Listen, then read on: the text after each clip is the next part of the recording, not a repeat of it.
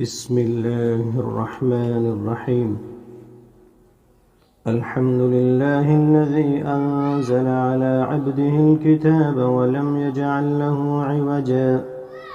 قيما لينذر بأسا شديدا من لدنه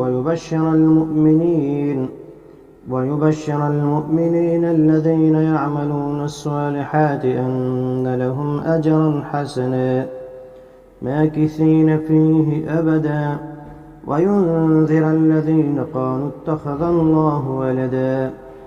ما لهم به من علم ولا لآبائهم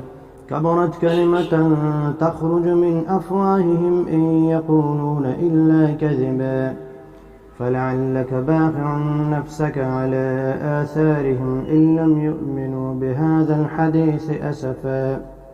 إنا جعلنا ما على الأرض زينة لها لنبلوهم أيهم أحسن عملا وإنا لجاعلون ما عليها صعيدا جرزا أم حسبت أن أصحاب الكهف والرقيم كانوا من آياتنا عجبا إذ أوى الفتية إلى الكهف فقالوا ربنا آتنا من لدنك رحمة وهيئ لنا من أمرنا رشدا فضربنا على آذانهم في الكهف سنين عددا ثم بعثناهم لنعلم أي الحزبين أحصى لما لبثوا أمدا نحن نقص عليك نبأهم بالحق إنهم فتية آمنوا بربهم وزدناهم هدى وربطنا على قلوبهم إذ قاموا فقالوا ربنا رب السماوات والأرض لن ندعو من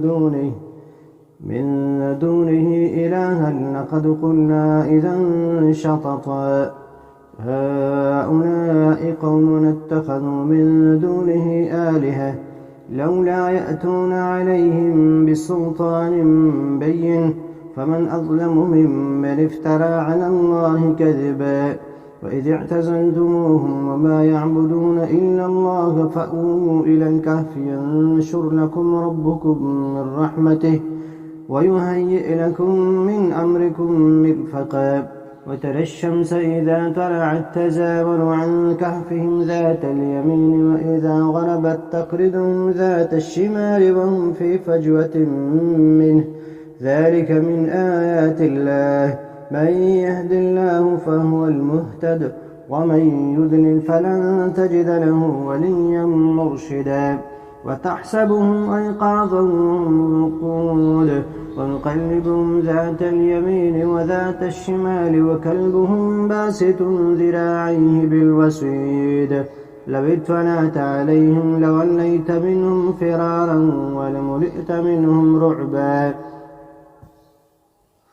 وكذلك بعثناهم ليتساءلوا بينهم قال قائل منهم كم لبثتم قالوا لبثنا يوما أو بعض يوم قالوا ربكم أعلم بما لبثتم فابعثوا أحدكم بورقكم هذه إلى المدينة فلينظر أيها أزكى طعاما فليأتكم برزق منه وليتلطف ولا يشعرن بكم أحدا